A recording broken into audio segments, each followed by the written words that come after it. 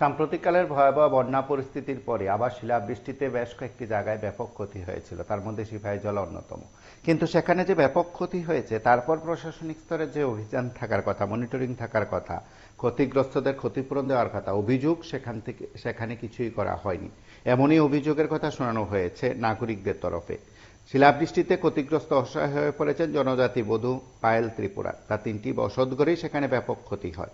সংবাদ মাধ্যমে সংবাদ পরিবেশন করার পরও সেখানে কোনো প্রশাসনিক টিম পৌঁছেনি। শিলাবৃষ্টি এবং দমকা হওয়ায় যে অসহায় হয়ে পড়েছে পরিবারগুলো, তাদের পাশে সেখানে প্রশাসনের সুযোগ সুবিধা পৌঁছেনি বলে অভিযোগ করা হয়। জনজাতি বধূর ৩টি বসতঘরের ছাউনি সেখানে নষ্ট হয়ে গেছে। টিনের ছাউনিগুলোতে বড় বড় ছিদ্র হয়ে যাওয়া এই ঘরগুলোতে থাকাই এখন অসহায় হয়ে পড়েছেন তারা, এবং তারা বিষয়গুলো সংবাদ মাধ্যমের কাছে তুলে ধরেছেন এবং সরকারি ঘর পাওয়ার সাহায্য তারা করেছেন। সরিলাম ব্লকের রংমালা ভিলেজের শান্তারামপাড়া এলাকায় ঘটনা, এবং সেখানে অসহায় বধূ জানিয়েছেন এ পর্যন্ত রংমালা ভিলেজ কিংবা রংমালা তহসিল অথবা কোনো জনপ্রতিনিধি তাদের খোঁজ নেননি। সরকারি সাহায্যের আবেদন জানিয়েছেন তিনি, এবং তিনি বলছেন যে তাকে যেন একটি ঘর দেওয়ার ব্যবস্থা করা হয়। তিনি সরকারের কাছে সেই প্রার্থনা কিংবা আর্জি জানিয়েছেন।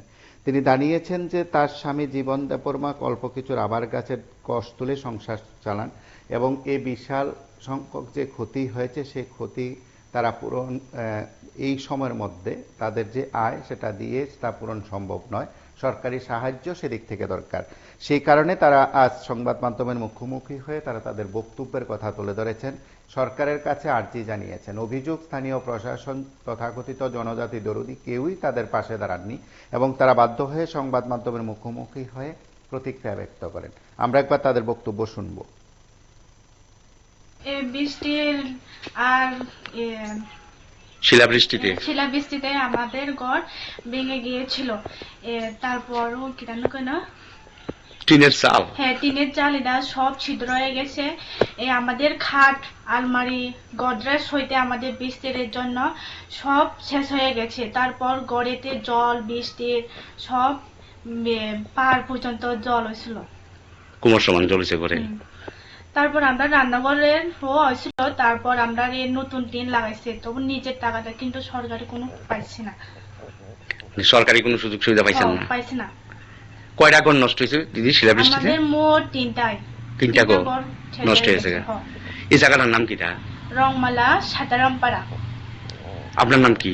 পায়েল ত্রিপুরা। কি করে এমনি আপনার স্বামী? আমার স্বামী এমনি কিছু করে না, নিজে অল্প গাছ আছে, রাবার বাগান। তাহলে আপনারা এখন মানে সরকারের কাছে ক্ষতিপূরণ চাইতেছেন নাকি? আইসিনি কোনো রংমালা থেকে কোনো তহসিলদার বা কেউ? না, কেউ আইছে না। কেউ আইছে না? কেউ খোঁজ খবর নিছে না? আপনার স্বামীর নাম কি? জীবন দেববর্মা।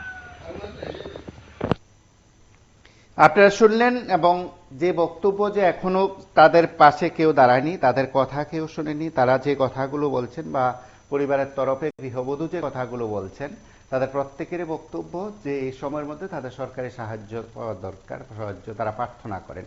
সেদিক থেকে সরকারের প্রতিনিধিদের কাছে বিষয়গুলো পৌঁছবে কিনা, জেলা মহকুমা প্রশাসন কিংবা রাজ্য সরকারের সংশ্লিষ্ট প্রশাসন দপ্তর এগিয়ে যাবে কিনা, সেটা সময় বলবে। আপনার সঙ্গে থাকুন, দেখতে থাকুন PV24।